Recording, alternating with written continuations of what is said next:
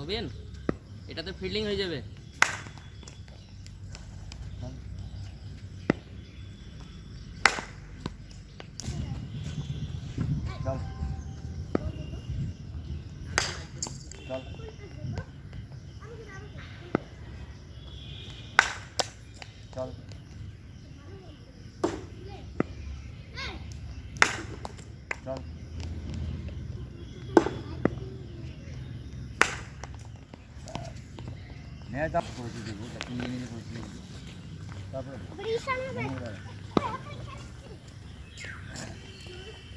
ওখানে সব পন্ডিত বসে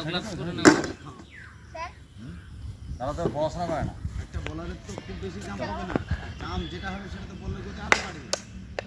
ওরা তো সেটা বোঝে না, ওরা তো দেখাও সে কে বলে গেল তার কথাটাই চলছে, আর পড়াশোনা করবে না।